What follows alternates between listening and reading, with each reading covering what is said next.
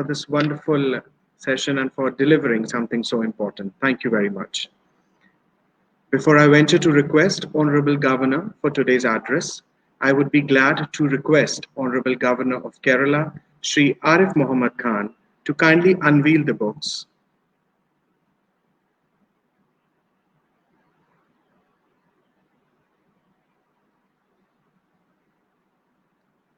Books being unveiled by Sir today are Fragments of a World Mind, doctor Lohia के खत रमा मित्रा को, स्वतंत्रता आंदोलन की विचारधारा।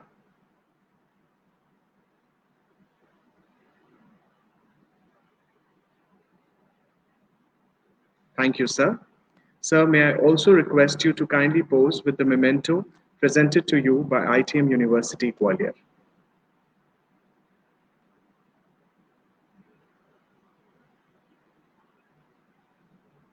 Thank you so much, sir.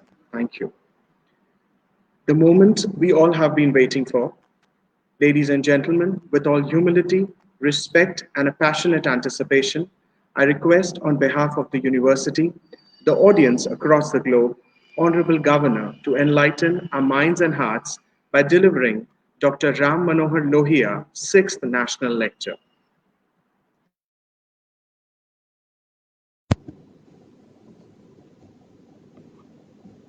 आज की इस गोष्ठी के अध्यक्ष सम्मानित प्रोफेसर अजीत झा जी, भाई रमाशंकर जी, भाई श्री शिवानंद तिवारी जी, यूनिवर्सिटी की चांसलर श्रीमती रुचि सिंह चौहान, प्रो चांसलर श्री दौलत सिंह चौहान जी, सभी देवी और सज्जनों, डॉक्टर राम मनोहर लोहिया स्मृति व्याख्यान के लिए आमंत्रित करके आपने जो मुझे सम्मान दिया है, उसके लिए मैं आपको बहुत धन्यवाद अर्पित करता हूं। खास तौर से अपने पुराने मित्र भाई रमाशंकर जी को, जिन्होंने पहले ही बताया कि कई महीने पहले आपके विश्वविद्यालय में आने का कार्यक्रम था, लेकिन कोरोना संकट के चलते वो कार्यक्रम उस समय नहीं हो पाया। डॉक्टर राम मनोहर लोहिया जी भारतीय राजनीति के विराट व्यक्तित्व थे। उन्होंने अपनी सोच, अपनी लेखनी, अपने विचारों को जिस तरह भारतीय सांस्कृतिक मूल्यों तथा आदर्शों के परिवेश में अभिव्यक्ति दी है, वह उनके मौलिक विचारक होने को तो दर्शाती ही है, साथ ही उनकी उस विलक्षण प्रतिभा का भी परिचय होता है जिसके द्वारा भारत की चित पुरातन संस्कृति के नित नवीनीकरण की प्रक्रिया लगातार चलती रहती और जिसने हमारी संस्कृति को अत्यंत विषम परिस्थितियों में भी जीवंत बनाए रखा है। अगर धर्म का व्यापक अर्थ कर्म कांड नहीं, बल्कि वो है जिसकी सीख भीष्म पितामह ने कुरुक्षेत्र में युधिष्ठिर को दी थी, तो डॉक्टर राम मनोहर लोहिया का खुद का दावा कि वो नास्तिक हैं, उसे नकारा जा सकता है। उनके आचरण, उनकी वाणी, उनके कामों के आधार पर कुरुक्षेत्र में भीष्म पितामह ने कहा था, न तत्परस्य संधियात् प्रतिकूलम यदात्मना संगरहेणेश धर्मा स्यात् कामादन्ये परिवर्तते। अर्थात तुम दूसरों के साथ वो मत करो जो तुम्हें जिसे तुम अपने लिए कष्टदायक मानते हो। संक्षिप्त में यही धर्म है, और इसके अलावा जो कुछ है वो केवल और केवल स्वार्थ है। तो अगर इस मापदंड पे नापिए तो डॉक्टर राम मनोहर लोहिया मेरे नजदीक धार्मिक भी थे, और धर्म के व्यापक अर्थों में धार्मिक थे, कर्मकांडी अर्थों में नहीं।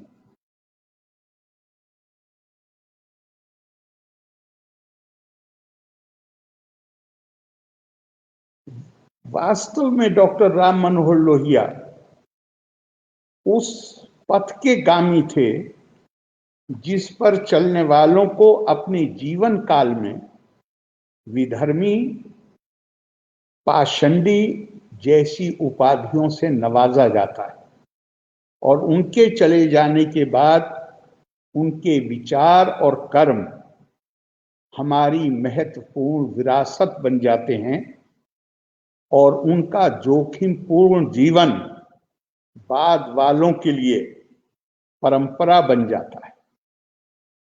मैसूर विश्वविद्यालय के पूर्व उपकुलपति और स्वामी विवेकानंद के बाल सखा डॉक्टर बिरजेंद्र नाथ सील ने भारतीय संस्कृति की उपमा या उसका को अभिव्यक्ति बड़े ही सुंदर फ्रेज के द्वारा दी है। उन्होंने कहा, India is ever ageing but never old. Bharat पुरातन है परंतु वृद्ध नहीं है, ज़ईफ नहीं है। पुरातन है लेकिन बड़ी उम्र के साथ जो कमजोरियां आ जाती हैं वो भारत में नहीं है। शंकराचार्य जी ने गीता की अपनी व्याख्या में इसी उपमा का प्रयोग आत्मा के लिए किया है। उस आत्मा को जिसको गीता कहती है कि ना ये पैदा होती है, ना ये मरती है, ना ऐसा कोई वक्त था जब ये नहीं थी, ना ऐसा कोई वक्त होगा। नायम भूता वो भूयम भवा।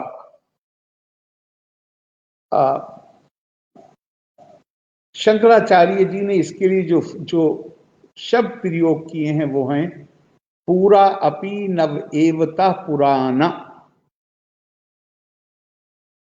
पूरा अपि अर्थात भारत नित नूतन और चित पुरातन है। वास्तव में भारत की संस्कृति की निरंतरता इसीलिए बनी रही है कि भारत ने अपने मूल आदर्शों और सनातन सिद्धांतों पर कायम रहते हुए हर युग की आवश्यकताओं के अनुसार नए विचारों और नई सोच को स्वीकार किया है। और इस प्रक्रिया में डॉक्टर राम मनोहर लोहिया जैसे युग पुरुषों के योगदान, मुझे लगता है कि हर आने वाले दिन के साथ उनके योगदान का महत्व लोगों की समझ में बढ़ता चला जाएगा। यही जिसे अंग्रेजी में आउट ऑफ बॉक्स थिंकिंग कहते हैं। इंसान की ये मजबूरी है कि जो पुरानी आदतें हैं वो उसके लिए एक कंफर्टेबल जोन, एक सुखदायक वातावरण पैदा कर देते हैं। उस वातावरण से बाहर निकलना हमेशा पीड़ादायक होता है। लेकिन समय तो निरंतर, काल का चक्र तो निरंतर चल रहा है, और उस निरंतर चलते हुए चक्र के अनुसार गतिशील होना आवश्यक है उनके लिए जो अपने को, अपनी संस्कृति को, अपने मूल्यों को बचा के रखना चाहते हैं। डॉक्टर लोहिया का योगदान, युग पुरुष का योगदान। जिस वर्ष डॉक्टर लोहिया का निधन हुआ, मैं कक्षा 10 का छात्र था। मुझे उनसे मिलने का कोई अवसर प्राप्त नहीं हुआ और ना ही मैं कभी भी किसी समाजवादी पार्टी से मेरा संबंध रहा। लेकिन मेरा सौभाग्य है कि विद्यार्थी जीवन से ही समाजवादी युवजन सभा से जुड़े साथियों के साथ बहुत अच्छी मित्रता रही और उनके माध्यम से कुछ हद तक डॉक्टर राम मनोहर लोहिया और उनके विचारों को जानने का मौका मिला। आपातकाल में जब लखनऊ जेल में लगभग 16 महीने बिताए, उस समय तो समाजवादी वरिष्ठ नेताओं के साथ एक लंबे समय तक रहने का मौका मिला और उनकी प्रेरणा से डॉक्टर लोहिया की कुछ रचनाएं भी, किताबें भी पढ़ने का मौका मिला और उसमें निश्चित तौर पर, जैसा भाई शिवानंद तिवारी जी ने कहा, रमाशंकर जी ने कहा, डॉक्टर लोहिया का व्यक्तित्व, मैं अपनी इन साथियों से जब उनकी बातें सुनता था तो एकदम से जैसे होता है कि आपका इमेजिनेशन कैप्चर हो जाता है, आप आकर्षित होते हैं। क्यों? क्योंकि वो बात सुन रहे हैं आप जो बात आपने पहले नहीं सुनी थी। अभी मिसाल के तौर पे महात्मा गांधी ने उनको भारत की आत्मा कहा जब वो जेल में थे। यूसुफ मेहर अली उन्हें प्यारा आवारा कहते थे। उनकी किताबें जो आज भी, उसका दोबारा छपने के बाद आपने उनको रिलीज कराया है। अब मैं आपसे केवल एक मुद्दे पर कहता हूं, महिलाओं के संबंध। ये इस बहस पूरे देश में शुरू कर देना कि महिलाओं के सशक्तिकरण के लिए आदर्श सीता होना चाहिए या द्रौपदी होना चाहिए, कौन किस निष्कर्ष पे पहुंचता है वो अलग बात है। लेकिन इस बहस ने लोगों को महिलाओं की स्थिति पर विचार करने के लिए मजबूर कर दिया, लीग से बाहर जाकर सोचने के लिए मजबूर कर दिया। ये डॉक्टर लोहिया का योगदान है। और ये बात अपने आप में कि कोई नेतृत्व की खूबी अगर ये नहीं है कि वो आपके सोचने समझने की शक्ति को, उस क्षमता को प्रोत्साहित करे, तो फिर नेतृत्व नहीं रह जाता, फिर बंद रह जाता है। तो दरअसल डॉक्टर लोहिया वास्तव में जैसे जो नेतृत्व का जो गुण है वो उनके अंदर था। और वो मैं अपने साथियों से जब बात होती थी, खास तौर से युवजन सभा में काम करने वालों से, तो मैं उनके वो जो वाक्य उन्होंने डॉक्टर लोहिया से सुने थे या जो बहस उन्होंने शुरू की थी, उसके बारे में जब वो बात करते थे तो एक अजीब किस्म का आनंद आता था। आज के इस अवसर पर मैं ऐसे डॉक्टर लोहिया को उनकी स्मृति में अपनी श्रद्धा सुमन अर्पित करता हूं और एक बार फिर आपको धन्यवाद देता हूं कि आपने इस वर्ष के व्याख्यान के लिए मुझे चुनकर मुझे उन विशिष्ट व्यक्तियों के साथ कर दिया जो मुझसे पहले ये व्याख्यान आपके यहाँ दे चुके हैं और जिसकी कुछ झलकियां अभी थोड़ी देर पहले आपने हमें दिखाई। अब मैं आज के विषय की तरफ आता हूं। हमारे वास्तव में तो प्रोफेसर अजीत झा साहब, शिवानंद भाई और रमाशंकर जी ने इस पर बहुत महत्वपूर्ण बातें कही हैं। मैं इसे थोड़ा एक और दृष्टिकोण से भी देखता हूं और वो दृष्टिकोण मैं आपके साथ साझा करना चाहूंगा। भारत में या भारत की तरह कोई भी दुनिया का देश हो, कोई पुरानी संस्कृति हो,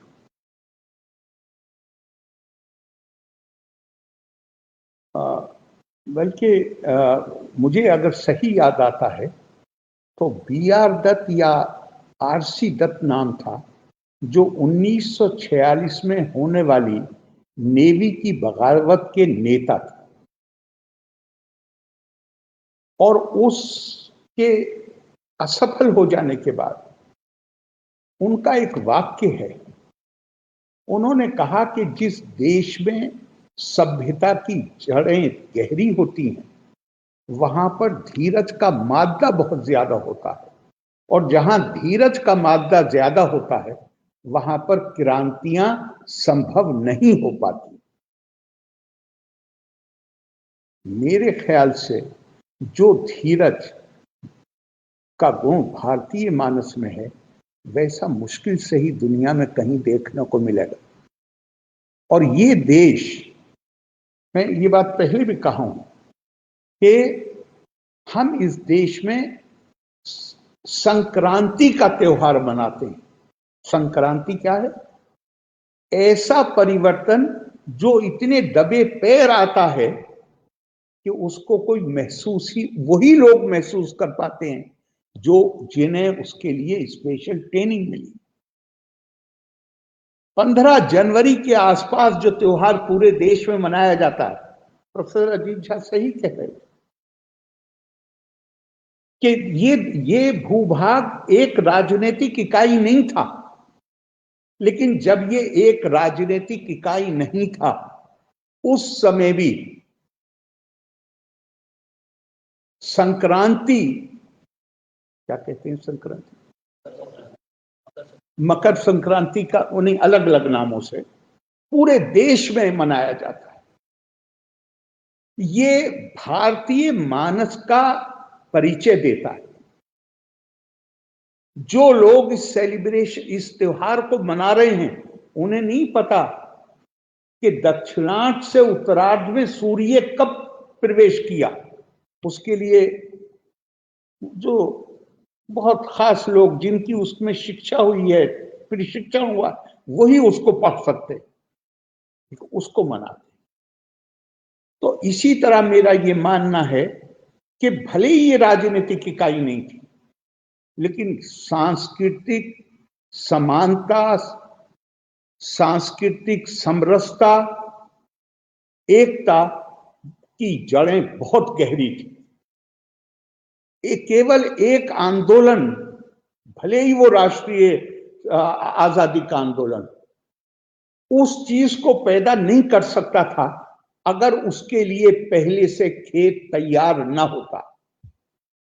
और वो जो उसमें जो पानी और खाद डालने का काम किया, वो हमारे सांस्कृतिक मूल्यों ने किया। भारत में ये प्रश्न है अपने आप में कि भारत के साथ या बाद को जो देश आजाद हुए, वहां लोकतंत्र क्यों कामयाब नहीं हुआ? भारत में क्यों कामयाब हो गया? क्या इसका श्रेय केवल नेतृत्व को है? नहीं, इसका श्रेय है कि जिस समय इस देश में राजनीतिक लोकतंत्र नहीं था, उस समय भी हजारों साल से इस देश में आध्यात्मिक लोकतंत्र मौजूद था। जातिवाद की सारी बुराइयों के बावजूद भारत का मानस कहता था, जात न पूछो साधु। चूंकि ये पहले से मानसिकता थी, और वो मानसिकता क्यों थी? वो मानसिकता थी, उसकी जड़ें भारतीय संस्कृति में मूली थी। चूंकि हमारे यहां स्पिरिचुअल डेमोक्रेसी थी, इसलिए हमारे यहां पॉलिटिकल डेमोक्रेसी कामयाब हो गई। मैं नहीं मानता हूं इस बात को, और मैं पहली दफा नहीं बोल रहा हूं कि सेकुलरिज्म अपने पाश्चात्य व्याख्या के साथ भारत के लोगों ने स्वीकार कर लिया। खुद पंडित जवाहरलाल नेहरू जी ने अपने एक भाषण में कहा है, और यह भाषण 61 या 62 में दिया है, जहां उन्होंने कहा हमारा सेक्युलरिज्म आस्था विरोधी नहीं। महात्मा गांधी ने तो कहा ही है, डॉक्टर राधाकृष्णन ने बहुत दफा कहा है, उनका ये आस्था का विरोधी नहीं है, ये नास्तिकता का प्रचारक को स्वीकार, नास्तिकता की स्वीकार्यता नहीं है। हर व्यक्ति अपनी, वो आस्तिक है या नास्तिक है, सबके प्रति सम्मान की भावना भारतीय सेकुलरिज्म का मतलब है। हर प्रकार के तौर तरीके, जिस तरह भी व्यक्ति का अपना अधिकार है कि अगर वो आस्तिक है तो वो अपने पैदा करने वाले से किस तरह का संबंध कायम करना चाहता है, ये उसका अपना अधिकार है। वो नास्तिक है तो भी उसका सम्मान। वो Swami Vivekananda, parliament of religions, वहां इसी के साथ उन्होंने अपने भाषण में जो उनका मुख्य बिंदु था वो यही था, जहां उन्होंने कहा मैं उस देश से आता हूं जहां 35 करोड़ लोग अपने दिनचर्या की शुरुआत इस प्रार्थना के साथ करते हैं, रुचि नाम वैचित्र्या दिर्जु कुटिल नाना पज्यशाम। जिस तरह नदी नाले अपने विभिन्न स्रोतों से निकलते हुए सीधे टेढ़े मेढ़े रास्ते लेते हुए आखिर में जाकर सागर में लीन हो जाते हैं, उसी तरह हे प्रभु हम इंसान अपनी अपनी, महाभारत में प्रकृति यान्ति भूतानि, हर व्यक्ति वो करता है जिस प्रकृति पे उसे पैदा किया गया। कुरान हकीम में एक आयत, कुल कुल्लुन यामलु अला शाकिलतिही, कह दो हर व्यक्ति वो करता है जिस प्रकृति पे हमने उसे पैदा किया। व्यक्ति के इस अधिकार का सम्मान कि वो जिस तरह चाहे उस तरह अपनी आस्था को अभिव्यक्ति दे, भारतीय आध्यात्मिकता का दर्शन, संस्कृति का दर्शन, ये प्रेस्क्रिप्टिव नहीं है, ये रिफ्लेक्टिव है, ये सोचने के लिए मजबूर करता है। तो मुझे यहां पर जो निवेदन मैं करना चाहता हूं इस पृष्ठभूमि को देने के बाद, वो ये है कि जब आज की तारीख में मैं यहां मुझसे पूर्व वक्ताओं ने जो कहा है वो बिल्कुल मैं उनसे 100% सहमत हूं। लेकिन आम आदमी साधारण भारतीय के स्तर पर अगर हम जाएं तो मिली जुली संस्कृति का शब्द प्रयोग करने से एक धारणा बन गई है कि ये जैसे कोई भारतीय संस्कृति और किसी गैर भारतीय संस्कृति या संस्कृतियों के मिश्रण के कारण कोई नई संस्कृति अस्तित्व में आई। मैंने पहले निवेदन किया, सेकुलरिज्म स्वीकार्य भारत में है जब पंडित जी ये कहते हैं कि हमारी भाषा में इसके लिए कोई एक शब्द नहीं था। सेकुलरिज्म से हमारा अभिप्राय भारत की प्राचीन जीवन शैली है। इसी तरह मेरा मानना है कि अगर मिली जुली संस्कृति से अगर मतलब ये निकाला जाएगा कि ये भारतीय संस्कृति और किन्हीं और संस्कृतियों के मिश्रण से पैदा हुई है, तो उसको स्वीकार कराने में बड़ी कठिनाई। लेकिन अगर हम भारतीय जनमानस को तक ये बात पहुंचाते हैं कि जिन्हें जो भारत से, शिवानंद भाई ने बिल्कुल सही कहा कि लगातार लोग आते रहे। स्वामी विवेकानंद ने शिकागो में यही बात कही कि जिस वर्ष यहूदियों का जो मंदिर था जेरूसलम में वो तोड़ा गया, उसी वर्ष में भारत ने यहूदियों को शरण दी। ईसाई इस देश में पहली सदी में आए। पारसी जो उन्होंने उसके लिए शब्द प्रयोग किया, प्योरेस्ट रेमनेंट्स ऑफ ज़ोरोस्ट्रियनिज्म, वो यहां 1000 साल से भी ज्यादा हो गए तब आए।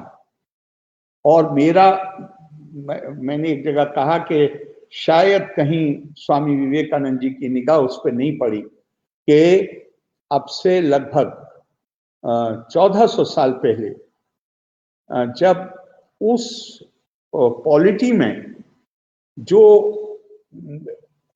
मोहम्मद साहब ने कायम की थी, अब उसके जो कर्ता धर्ता बने 50 साल के अंदर, जब उन्होंने उनके परिवार वालों के गलों पे ही छुरी चलाई और उन मोहम्मद साहब का परिवार, उससे संबंध रखने वाले लोग वहां से अपनी जानें बचा के भागे, उनको भी शरण भारत नहीं दी।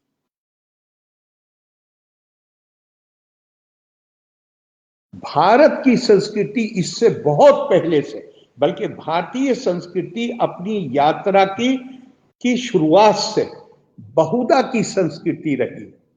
अहम ब्रह्मास्मि तत्त्वमसि, एकम सद विप्रा बहुधा वदंती। सच्चाई, जब ये ऋग्वेद और सामवेद से ये वाक्य, उस वक्त मानिए जो जिन सेमिटिक रिलीजन्स की हम बात करते हैं वो तो उस वक्त अस्तित्व में भी नहीं आए थे। तो भारतीय संस्कृति बहुधा की संस्कृति, मिली जुली संस्कृति शुरुआत से है।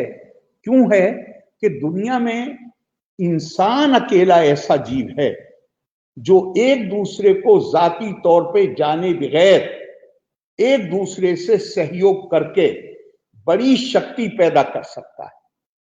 और इस सहयोग के लिए जो एकता आवश्यक है, शायद इतिहास ने उसी को संस्कृति का नाम दिया है। दुनिया में ये संस्कृतियां बनी हैं, ये जो इकट्ठे होकर, हम एक दूसरे को नहीं जानते जाती तौर पर, लेकिन हमने ये स्वीकार किया कि हमारी पहचान एक है और उसके लिए हमने एकता कायम की। उससे हमें ताकत मिली, उस ताकत को हमने अपने हित में, मानव कल्याण के लिए इस्तेमाल किया। उसी को शायद संस्कृति कहा गया। उसका आधार क्या रहा है दुनिया में, जरा गौर कीजिएगा। सारी संस्कृतियों पर नजर डाल लीजिए। संस्कृतियों का आधार रहा है या तो खाल का रंग यानी नस्ल, या एक भाषा बोलने वाले, या एक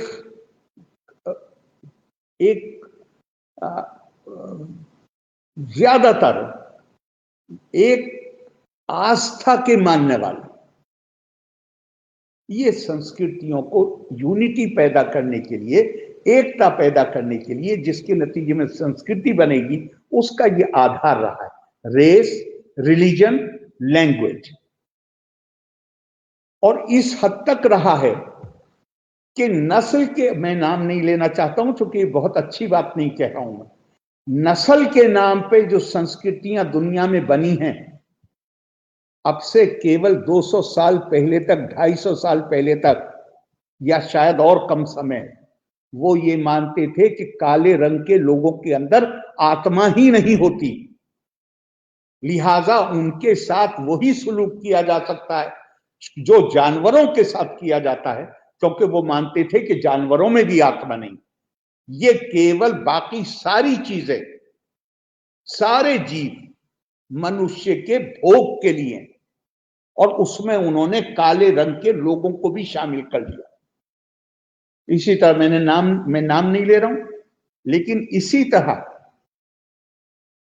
आस्था के आधार पर जो संस्कृतियां बनी, उसमें उन्होंने अपने अलावा सब किसी को माना कि ये रास्ते से भटके हुए लोग, और ये माना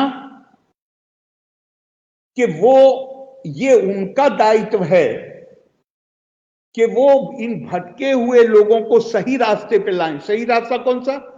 जिसको वो मानते थे। और अगर वो ऐसा न करें तो फिर उन्होंने कहा कि हमें इनके ऊपर शासन करने, इनका शोषण करने, इन पर जुल्म करने का, जुल्म तो नहीं लफ्ज में कहूंगा, लेकिन इनको दबा के रखने का हमारा अधिकार। ये आरोप नहीं है, ये लिखी पढ़ी किताबों में लिखी हुई बातें हैं।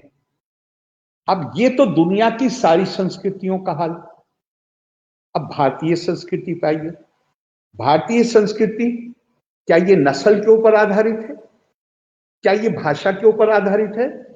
क्या ये किसी आस्था, किसी देव, एक देव की अर्चना पे आधारित है? नहीं। आज से हजारों साल पहले जब ये जितने जो सामी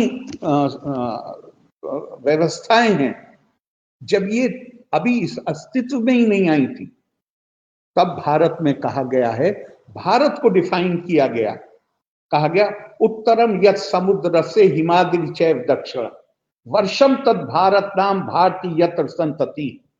उत्तर में हिमालय, दक्षिण में समुद्र, बीच का भूभाग भारत, यहां रहने वाले इसके बच्चे, आज की भाषा में नागरिक।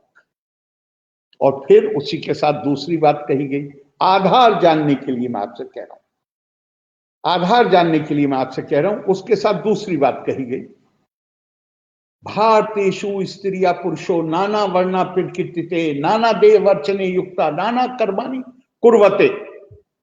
भारत के स्त्री और पुरुष अलग अलग नस्ल से संबंध रखते हैं। अभी शिवानंद भाई ने कहा यहां पर हर दौर में लोग आते रहे और वो अलग अलग नस्लों के थे, उनके तौर तरीके अलग हैं, वो अलग अलग देवों की अर्चना करते हैं, उनके रस्मों रिवाज अलग अलग हैं। ये वो समय है जब हिंदुस्तान में ना तो ईसाई आए हैं, ना पारसी आए हैं, ना मुसलमान आए। उस वक्त ये कहा जा रहा है कि यहां रहने वालों के ये अलग अलग देवों की अर्चना करते हैं, इसके रस्मों रिवाज अलग अलग हैं, लेकिन ये भारतीयता की डोर में बंधे हुए हैं। और सारा जोर आप कोई किताब उठा के देख लीजिए, कोई किताब उठा के देख लीजिए, सारा जोर काहे पे है? अथमाम सर्वेषु भूतेषु भूतात्मानम कीर्तालयम अर्चाए दान मानाभ्यम मैत्री अभिनय चक्षुषा। कपिल देवाहुति संवाद में कपिल को जब परम सत्य का बोध हुआ तो एक उसके साथ एक भूख जागती है उस ज्ञान को की सहभागिता करने की।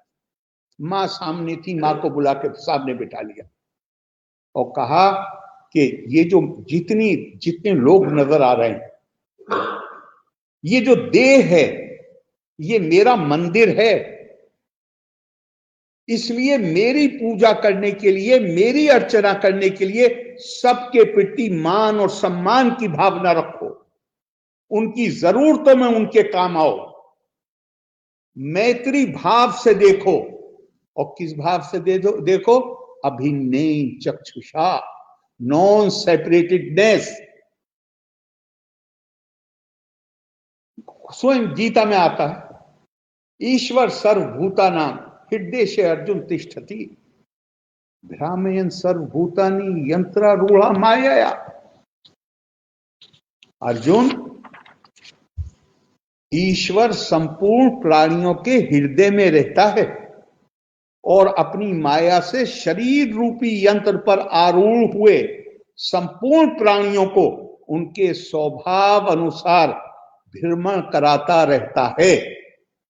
आप गौर कीजिए जो बात मैं कह रहा हूं आपसे, अगर आधार नस्ल होगी, अगर आधार भाषा होगी, अगर आधार धार्मिक आस्था होगी, तो उन संस्कृतियों में सुप्रीमेसिस्ट एटीट्यूड, अपने आप चोजन पीपल, अपने आप को बड़ा मानना और दुनिया के बाकी लोगों को अपने से कम मानना, ये पैदा होना स्वाभाविक है। लेकिन जहां एकता का आधार संस्कृति का मूल आत्मा में होगा, तो आत्मा तो हर किसी के अंदर। लेकिन मेरे ये सब कहने का ये मतलब मत लगाइएगा कि मैं ये कह रहा हूं कि भारत में कुछ गड़बड़ी नहीं हुई, बहुत गंभीर गड़बड़ी। अगर गड़बड़ी ना होती तो इतिहास हमारे साथ इतनी क्रूरता से पेश नहीं आता। बहुत गड़बड़ी हुई, मैं बहुत सोचा करता था, और फाइनली इसका जवाब मुझे स्वामी विवेकानंद जी और स्वामी रंगनाथ नंदा जी के लेखों में मिला।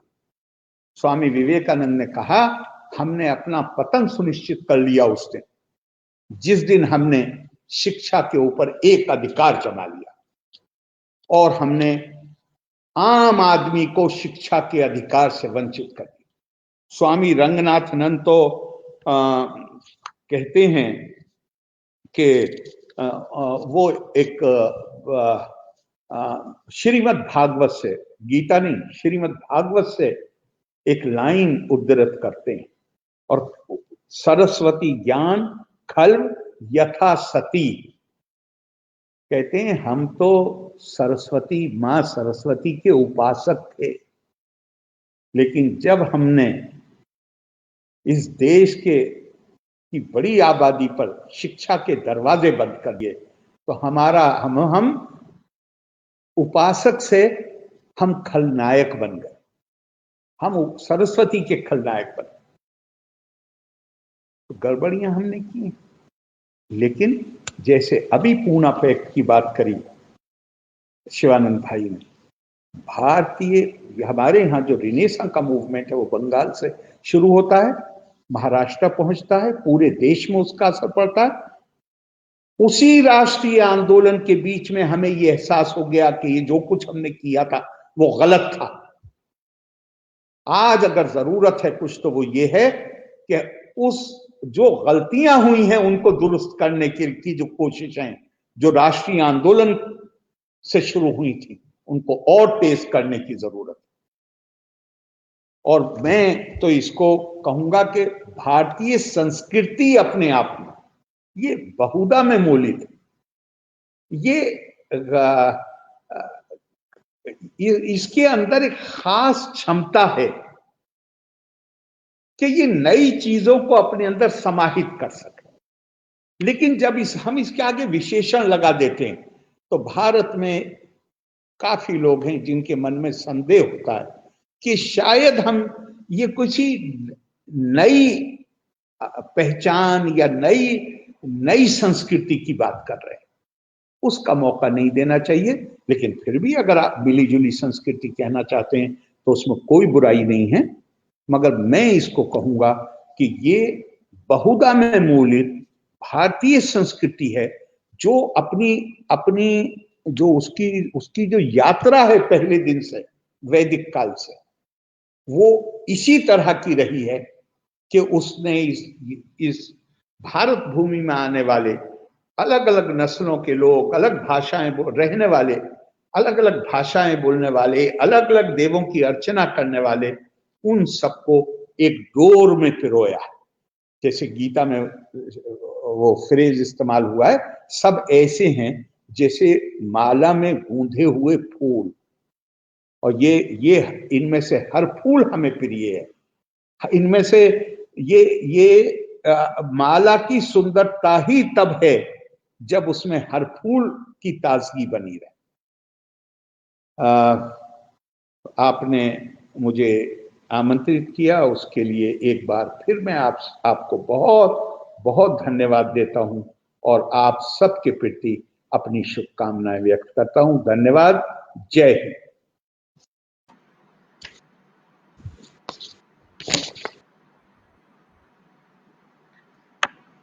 Thank you, Governor Saab.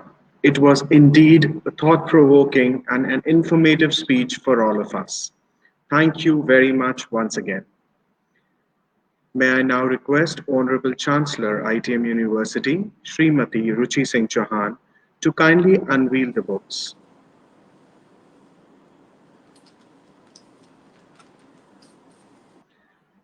Books being unveiled by Ma'am are गांधीवाद और समाजवाद एवं भारत में समाजवाद, नागरिक स्वाधीनता, हिंदू बनाए हिंदू एवं हिंदू और मुसलमान, राष्ट्रीय एकता का आधार हमारा देशीय समाजवाद।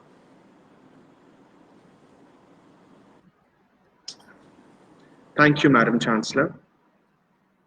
It is my pious duty and responsibility to request Chancellor Ma'am to kindly deliver words of gratitude. नमस्कार।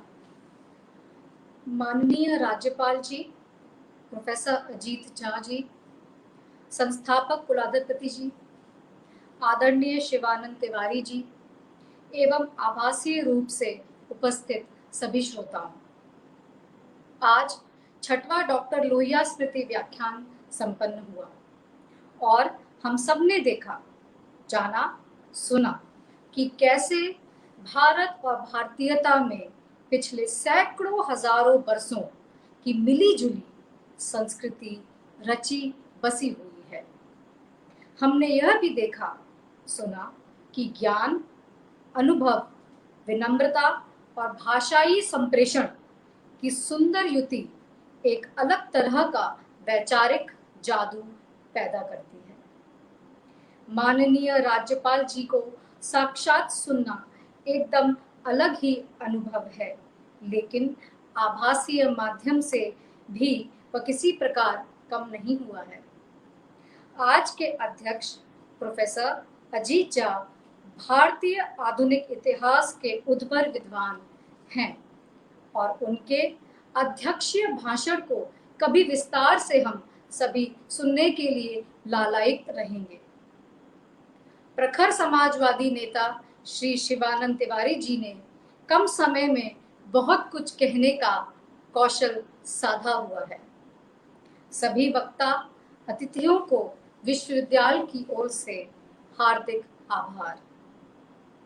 ITM यूनिवर्सिटी ग्वालियर का यह प्रतिष्ठित आयोजन है, जिसका उद्देश्य है छात्रों व नागरिकों में मानवीय उदात्त मूल्यों के प्रति संवेदनशीलता पैदा करना, साथ ही भारतीय स्वतंत्रता संग्राम के महानायकों के जीवन व विचारों के प्रति उत्कंठा उत्पन्न करना। इस मंच पर विविध दृष्टिकोणों से किसी विषय को जाना समझा जाता है। यह पूरी तरह से एकेडमिक एक्टिविटी है, जिसका सम्मान सदैव ही अतिथि वक्ता करते आए हैं। भविष्य में भी हम विभिन्न दृष्टिकोणों और राजनीतिक विचारों को समाहित करेंगे कि हमारे छात्र उस वैचारिक फलक से परिचित हो सकें, जो उन्हें एक जिम्मेदार भारतीय नागरिक बनाए और संवेदनशील विश्व नागरिक भी बनाए। मैं पुनः सभी को धन्यवाद करती हूँ और विश्वास व्यक्त करती हूँ कि कोरोना काल समाप्त होते ही अतिथिगण हमारे परिसर में आकर छात्रों व अध्यापकों से रूबरू होने की मेहरबानी करेंगे।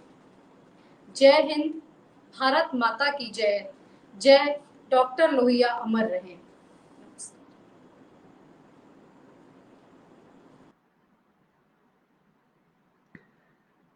Thank you, Madam Chancellor.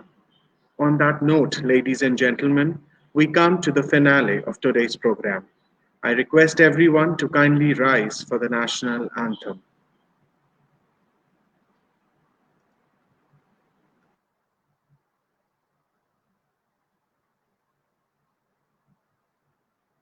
जनगण मन अधिनायक जय हे भारत भाग्य विधाता। पंजाब सिंध गुजरात मराठा द्राविड़ उत्कल बंगा। विंध्य हिमाचल यमुना गंगा उच्चल जलधि तरंगा तव शुभ नामे जागे तव शुभ आशीष मांगे गाहे तव जय गाथा जन गण मंगलदायक जय हे भारत भाग्य विधाता जय हे जय हे जय हे जय जय जय जय हे